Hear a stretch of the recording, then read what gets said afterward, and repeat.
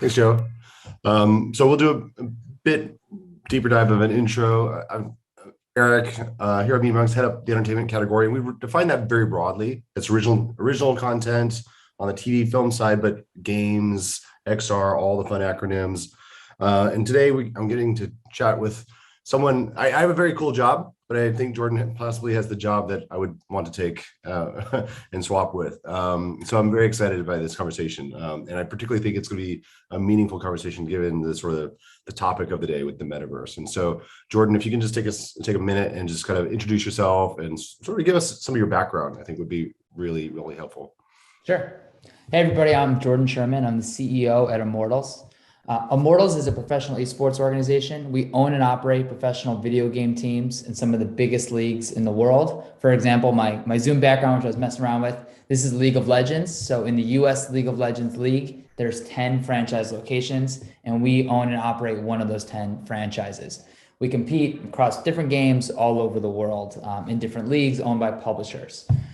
We think that, as we talk about the metaverse, that gaming is really one of the initial entries into the metaverse and will have a huge part in really deciding and sculpting the landscape going forward. But my background has always been business, social, traditional sports, and esports. I worked in Major League Baseball for 6.5 years, starting in Major League Baseball Advanced Media. I started in Facebook gaming and specifically helping brands enter the Facebook gaming space. Then I kind of transitioned over into working on different promotions that really were based on Twitter and on Instagram. So I ran something called the Dominono, which is with Domino's that I'll tell you guys about, but it was free pizza whenever a no-hitter happens in Major League Baseball, but all happening online and in their mobile app. From there, I went to the NBA. I worked for the LA Clippers for 2 years on the sponsorship side.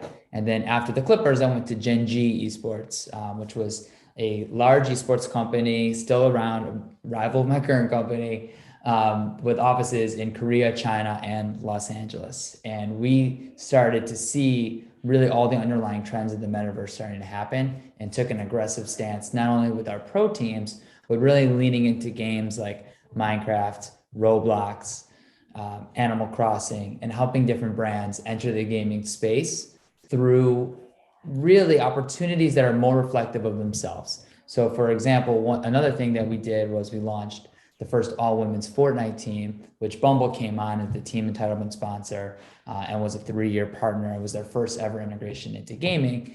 And then they did a lot of things on their end within their app to actually help make gaming part of the way that you connect with people for dating, for friendship, and for mentorship.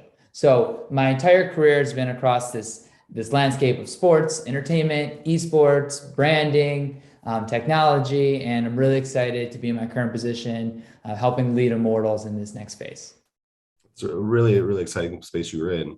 And I know we connected beforehand, and I think we share a lot of similar views on how games and gaming really is sort of the first entry to the metaverse for a lot of people. But before we sort of get into that, can we just take a step back and just sort of define the phrase? Because it gets thrown around a lot, I think, right now, what the metaverse is. And I think I have a particular lens. I know a lot of the speakers on this conference had sort of different takes on what it is. But given where gaming sits in the metaverse, I'm very curious, how would you describe the metaverse to, someone that's just hearing the term for the first time? Yeah, well, I'm okay with the broadness and vagueness of the term because esports of itself is really like the most broad. Everybody has a different definition for like what esports and gaming could be. So I've been just kind of like living in that universe, and I think probably the metaverse will be there too.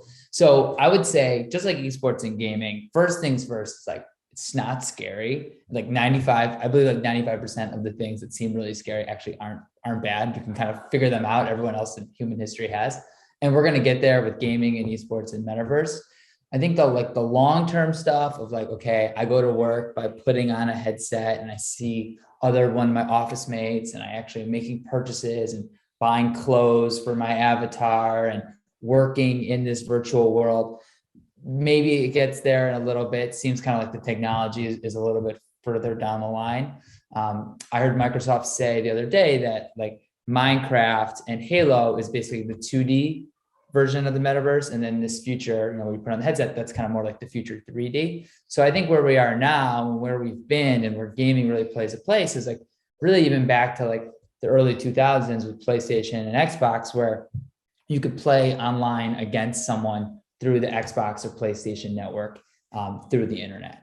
And as we've evolved, I think what we found is that whether it's streamers, gaming influencers, pro players, there are already people who are making a living and really making an impact through what we would describe as the metaverse, which is really an online economy or an online system of competition when it comes to gaming.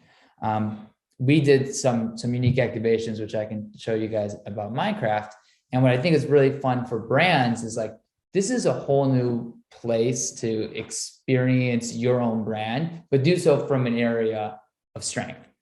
For example, with Bumble, when we did the all women's Fortnite team, it really made sense that Bumble kind of came on because it stayed true to like their North Star values of women's empowerment and helping create a system online where men and women were equal.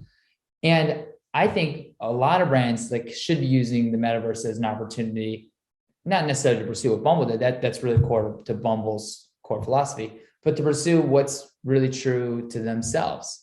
So for example, one thing that we did with the pen relays during COVID was pen relays came to us and said, COVID is shutting down the pen relays. We're not going to be able to do anything. So what we did is we actually rebuilt the pen relays inside the game of Minecraft. So can I share my screen on this? Actually, I think I can. Because I just want to show the visual because I think it'll really explain it well.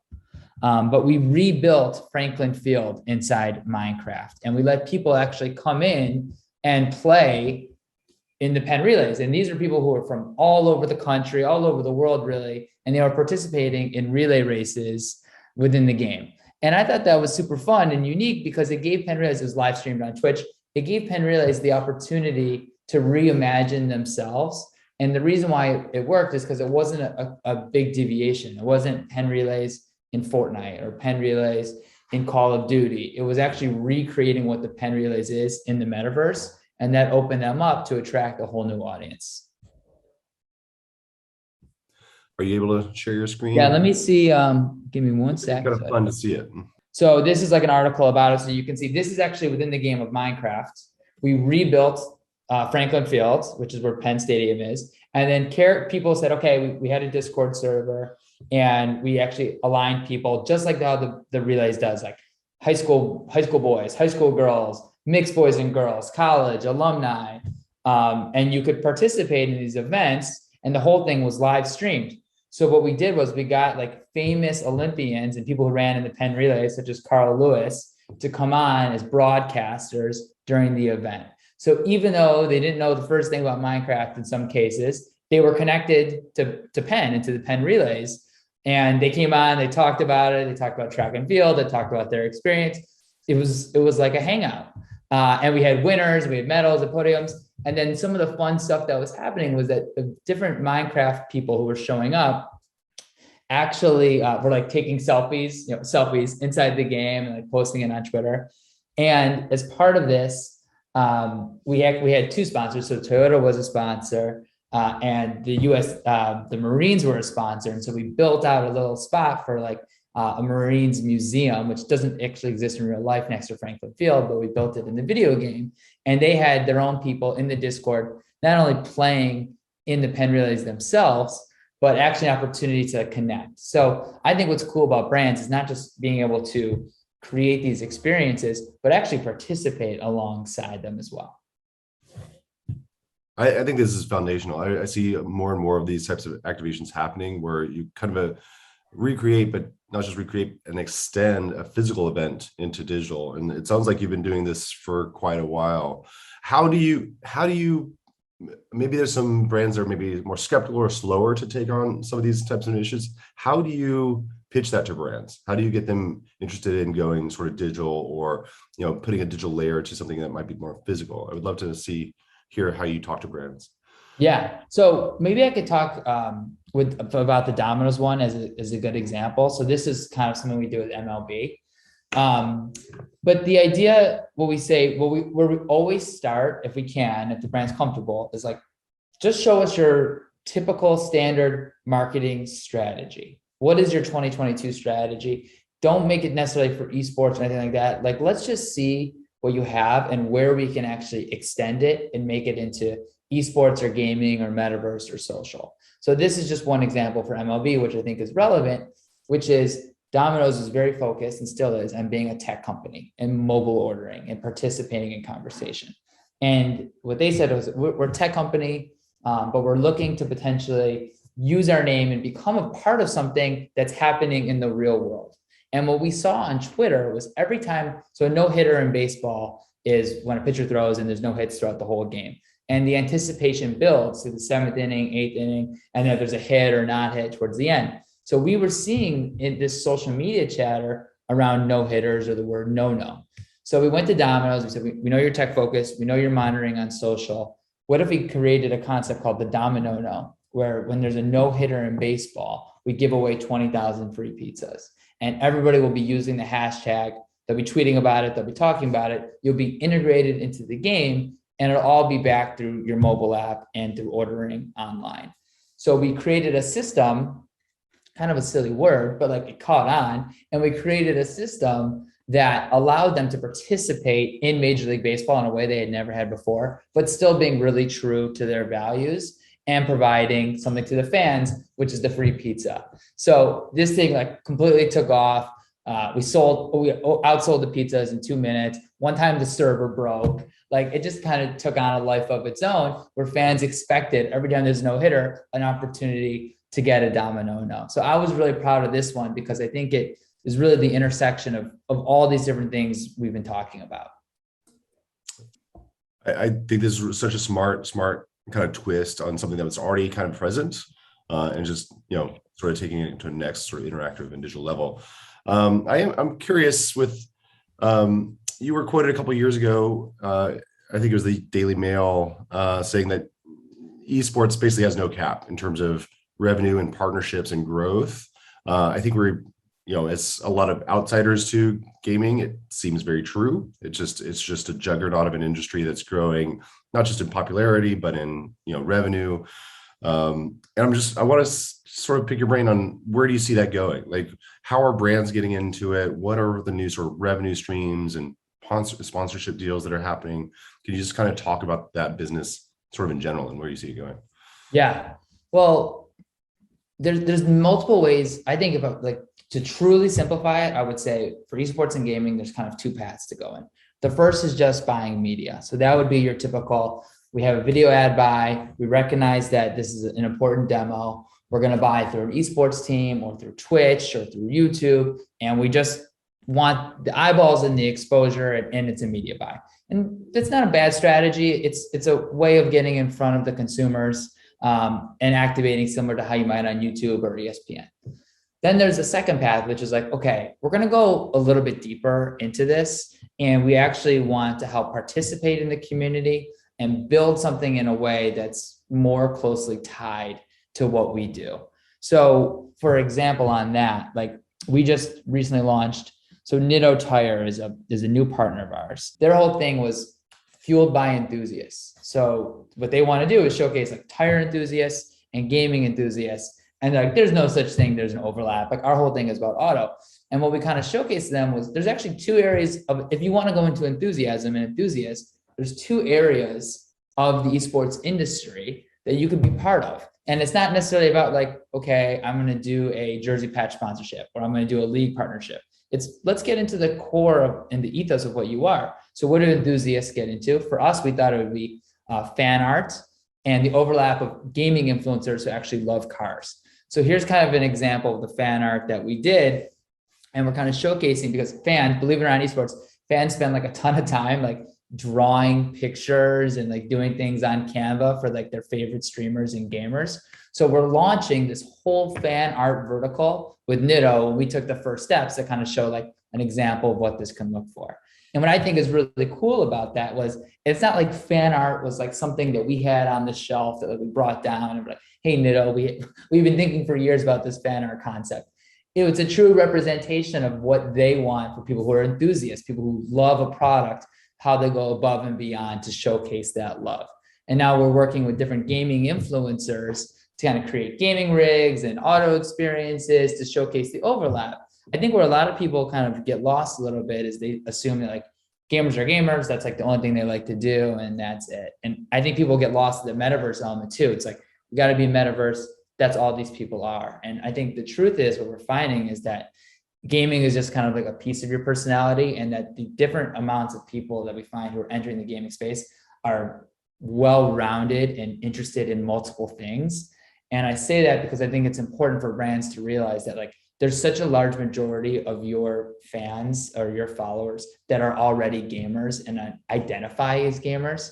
They just maybe don't even know it. And it can be anywhere from like League of Legends on one side of the spectrum to Candy Crush on the other side of the spectrum. So just kind of acknowledging, okay, our fans are gamers, and in no way does that take away from them being fans of us. In fact, if we can unlock gaming to unlock like that enthusiast side of them, or showcase that like we understand that they're gamers and are trying to meet them on their level, that's kind of like what we see as the smart brands entering the space, what they're able to do kind of three-dimensionally to make a difference and engage their following and grow. Like, I guess even in shorthand, every brand can value and grow from leveraging gaming concepts and principles. I think that's really, really smart. I feel like it's sort of been implied through a lot of the conversation, a lot of the topics you're discussing, but it feels like your background in sort of traditional sports or offline sports, however you want to describe it, is pretty impactful or pretty applicable to now your role and just, esports more generally. And so I'd love to talk about that sort of relationship or that bridge, how similar or dissimilar those things are, and particularly in how brands or audiences engage with traditional sports versus esports. Can you just Sure. on that?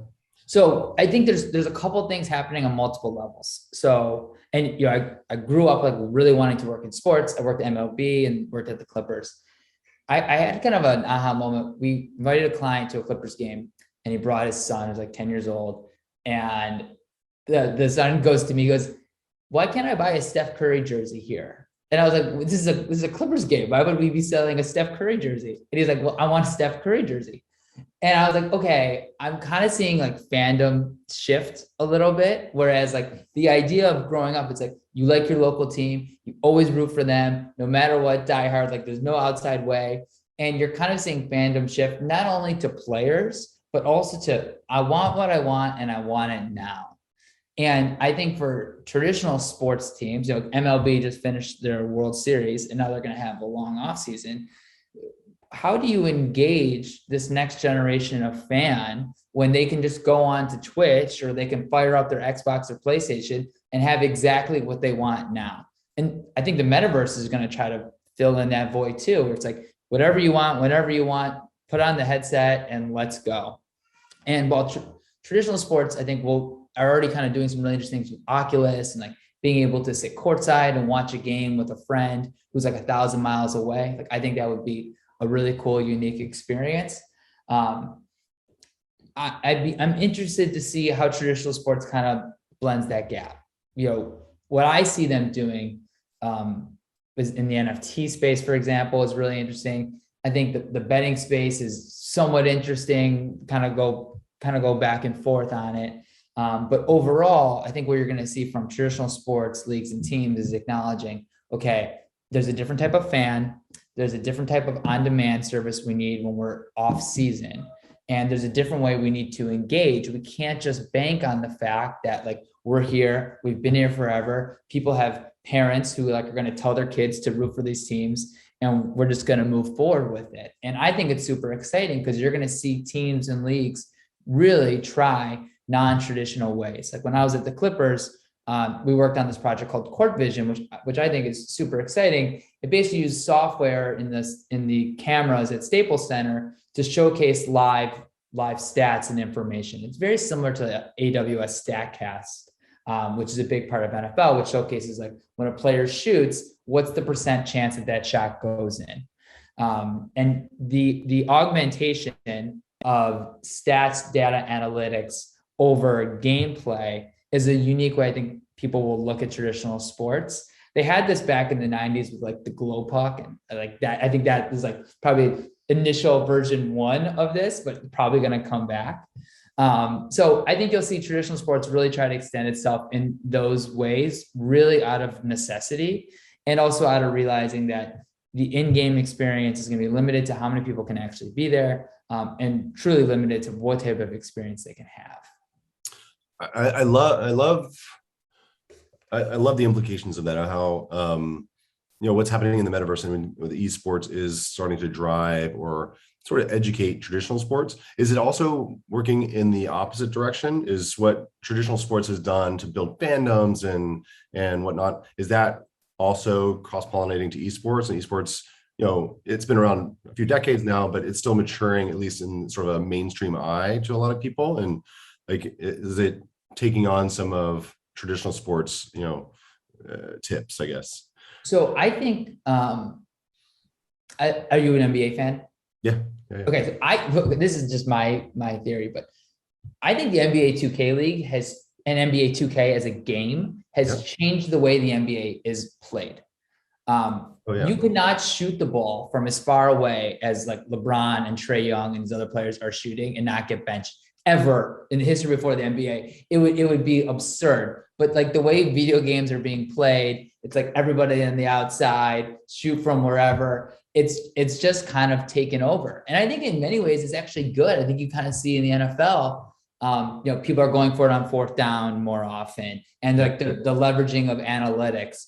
A lot of that really is so closely tied to video games and the way people are actually playing this out and then taking that into real world. So I think that's like super exciting and awesome to see. And then on the flip side, how is traditional sports affecting esports? I think the NBA 2K League is a really great example too. They do an awesome draft, and it might sound silly, it might sound to some people, but like I think it's one of the coolest things that happen in esports is they have a commissioner of the NBA 2K League. They have a draft pool. They do it just like the NBA does. They call the person up who gets drafted. They put on a hat. They give the commissioner a hug. They tell their life story. And for these people, and it's true, they are a pro and they're drafted by an NBA team and they're moving to that city to be part of it. And they're playing in this in-arena format. And, the COVID element has helped gaming in terms of like more mainstream, more streaming, et cetera. But it's hurt gaming in the sense of so much of this is like the in-person stadium feel to it. Like at Overwatch League, there's thunder sticks and people dressed up like cosplay. And it's like this weird, fun mixture of like Comic-Con meets the Super Bowl. And it's going to kind of get back there. And I think that's where esports takes a lot from traditional sports, which is going to be like the excitement and in person. And then I think what traditional sports takes from esports is the gameplay, the fandom, and how you actually express it to get more people involved. It's funny, I never made that connection, but you're totally right. The gameplay of the NBA and football has definitely taken on hints of a video game in terms of like just more dynamism, more risk taking, being data driven, and just sort of going for it and just playing sort of full out. I feel like just even a handful of years ago, the leagues were much more conservative in their play, right? And so you're seeing that sort of wildness of a video game. Nobody plays Madden and like runs the ball every play, or like plays 2K and like posts up. People play loose and free and dynamic, and you're seeing that happen in real life. That's wonderful. I think we're getting to the last 10 or so minutes, and just definitely want to open it up for questions. If anybody wants to throw a question in the chat or the Q&A, feel free to hit us up. So Jordan, I think another aspect I want to kind of hit on is the impact of like social media. Obviously, I think esports is heavily social media driven, Twitch and live streams. But can you talk about how the live stream world and brands sort of interplay now, and how much a part of that is, how much that is a part of the business, and also, how the leagues or the players themselves are building their own fan bases through social media and whatnot. Can you sort of talk about that impact? Sure. So there's a whole like host of ways to kind of take it. So if you think about there's gamers that are pros and there's gamers that are influencers. The main difference is if you're a pro, it's really like it's on a team. You have a coach, you have practice, you have scrimmages, like you are really focused. It's a full-time effort. on getting better at the game, working with your team, and being able to excel at the highest level with honestly a ton of pressure. If you're an influencer, there's pressure, but it's a different type of pressure. It's about being consistent. It's about working with your community. It's about being entertaining and creating a world that people actually want to engage with you and spend time with you. Both are interesting, unique, different paths. Some people transition from one side of the business to the other. And I find what's like really kind of crazy about the way we go is that like I speak at conferences all the time to kids, to high schools, to colleges. And people ask me like, who are my top 10 streamers? As if it's like, who are my top 10 NBA players? And they'll give me their top 10. Some people like write it down and like give it to me or send it to me afterwards. And they built real connections with these streamers. So why is that? I think it's not only are these people talented and they know their community and they're actively thinking about how to be engaging, but they're always on, they're accessible, and they've developed these real personal relationships with these people through a very formidable time of their life when they're going through high school, college, early adulthood, etc. So the streaming industry, I think, is something that's going to be here to stay. It's part of obviously like the metaverse. I'm not like setting the world ablaze by saying that, but just trying to explain the psychology a little bit for understanding that like when people sit down and instead of maybe watching a TV show or going on some type of like digital format on Snapchat or Instagram stories, they watch streaming, not just for it's not just about the gameplay, because a lot of times people don't even game. It's just like a just chatting, but really it's about like the connection to the individual. So like we're working with athletes, for example, and there's a ton of athletes who stream, but the best ones who really care about the community, they're like, well, we actually want to help. We want to do like Monday motivation, or we want to help people like get through the things that they're going through. And that to me is like amazing access that growing up, if you had a favorite athlete, there was no possibility for you to ever connect with them. Maybe if you're super lucky, they can like sign a hat and like throw it to you.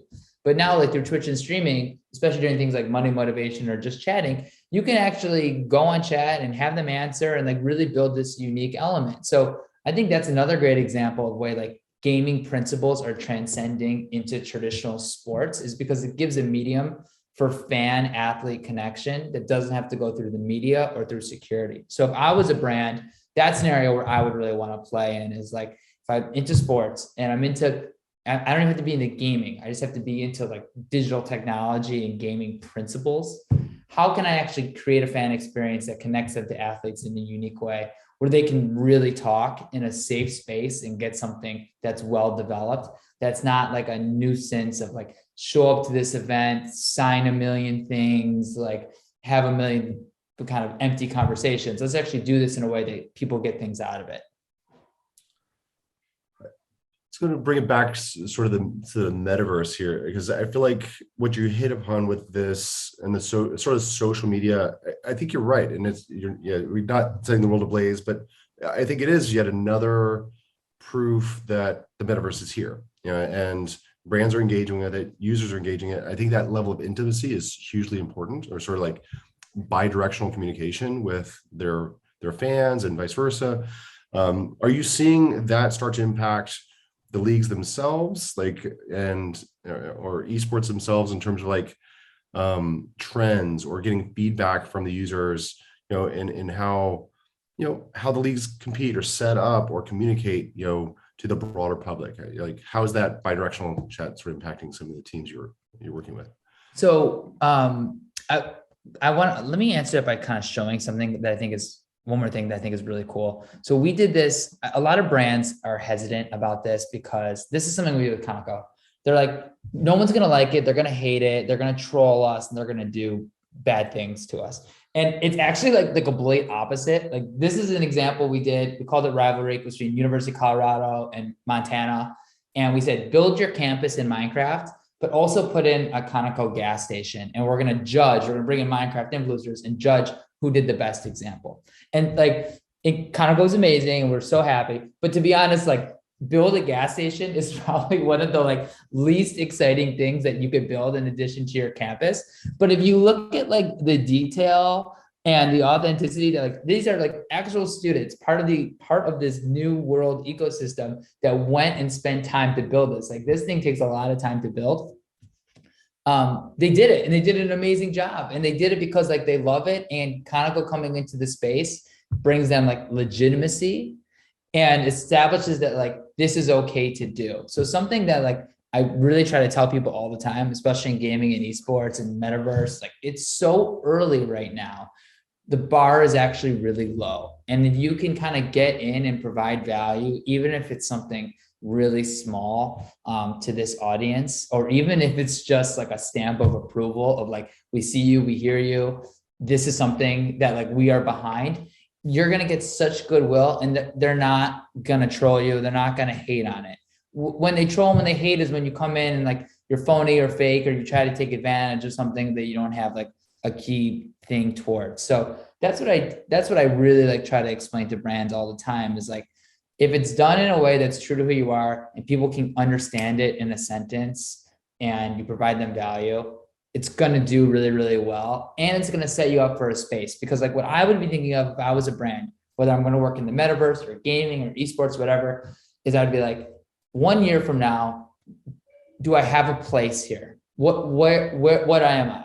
And if your place is media buying, okay, we just buy against it. Good. If your place is, we do this thing in Minecraft, or we do this thing in Roblox, or we activate with these influencers, that's good, because all that is like a foundation. I don't think you need to have like the world's best strategy ever. But where you can get in trouble is that because the stuff moves so fast, you don't do anything for a year from now, and then all of a sudden it's the Super Bowl or it's the League of Legends World Championships.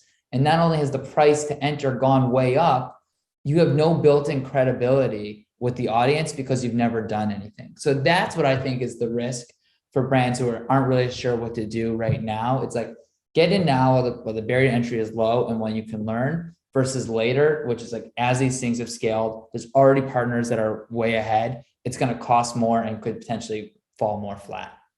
Yeah, I believe it is a community that requires a more authentic approach, right? This is not a carpet bomb sort of marketing vertical. You know, you got to come in authentically and know the community, which sort of speaks to the question that was just dropped in the chat. And I think this sort of expands upon something you were just discussing a moment ago.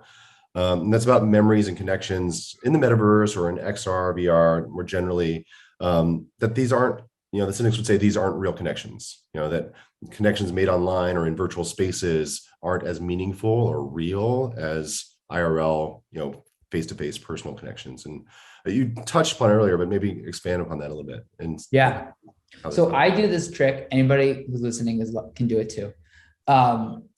If I feel like there's like skeptics in the room or people don't know, I'll kind of start a meeting and I'll be like, just indulge me for a sec. If everybody can just like close their eyes and remember like one of their first gaming experiences. And then I like pause like 30 seconds. And I ask, is anybody comfortable to share what they said, what they thought about it? And I mean, you could try it. Everyone says the same thing. It's like, it's family, it's holidays, it's being a kid, it's playing with your sibling, it's like being social, it's making a friend. Like all these people, we've all, most of us, I'm assuming, have been alive at the time when there's video games. Maybe some people have been alive pre-video games, but you know, we all kind of had these experiences through gaming that maybe isn't necessarily about putting on a headset and making money or showing up to an office, but it's about like Christmas Day, I got a system, I went down in the basement with my brother and sister, and like we had this really special thing. And it could be Duck Hunt or Mario, it doesn't have to be Xbox. So I kind of push back a little bit about like, oh, these aren't real experiences, stuff like that, because I really think that the majority of people have already had an experience through gaming or esports or connection. They just don't think of it through that lens because it feels like it was too low tech or too long ago. And what I see all the time, you know, there's this really big push in esports and gaming to be like LA and lifestyle and hip and cool. And there's some brands, other esports companies that do that so well and they're amazing.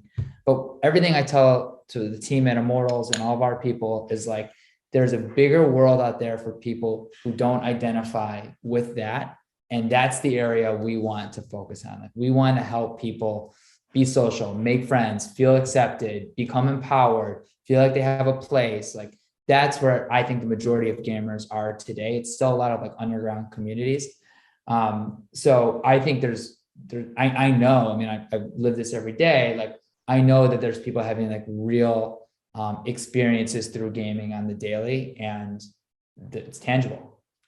It is. I don't think you can separate memories in that way. These are real. All the memories are real. All the interactions are real, and it's to the individual to make them real. If they truly believe and are feeling connected to this person through whatever medium, that's a real connection. If the emotions are there. So we've spoken a lot about sort of the brands and the current state of the art, I guess, or state of play, so to say. I'm very curious, what's your take on sort of what's coming down the future, down the pike, now with like all this hype around the metaverse and the announcements just over the last couple of weeks, like how is this going to impact your industry or gaming more generally over say the next 3 to 5 years? What do you see sort of happening? Yeah, so we're there's going to be I think a ton is going to happen. We actually just announced we're taking our company out of LA and moving it to the Great Lakes, because I think what we're finding, especially as part of the metaverse conversation, is just the area of opportunity is going to exist beyond just like certain areas of the country. Like this is being built specifically so people all over the world can connect in more efficient, faster, safer ways, basically. So I think what we're looking forward to seeing is kind of taking this to the next level and taking gaming beyond. You have to be in LA, or you have to have 1 billion followers, or you have to look a certain way, or you have to play a certain game, or you have to be a certain gender. Like kind of the democratization of gaming and esports and metaverse. That's really like where we want to be and kind of activate in that sense. And what we're finding is like, if you just kind of peel the onion back a little bit on people, you can really get a lot for what's going to happen. So every step that we take, like for example, Progressive is one of our leading partners in League of Legends, and they got a taste of it for this year. We did a ton of activations, and it's auto insurance. I mean, it's really interesting to see auto home, boat. It's interesting to see the different types of brands out there that can be a little bit more like into it and risk taking. And it's not necessarily just the like headphone companies and the computer companies and the people who are like quote unquote endemic. So I think what you're going to see is like smart, forward thinking, technology driven companies seeing this space as like, this is the next area for us to build with a new generation. And that's what I'm really excited for. Wonderful. I think they're wrapping us here. So Jordan, it's been a pleasure. Like I said, at the top of the call or the top of the conversation, you're in an industry I'm very envious of. Very few people I would want to swap hats with. So thanks for giving us your time today. And I think we're going to wrap it up there.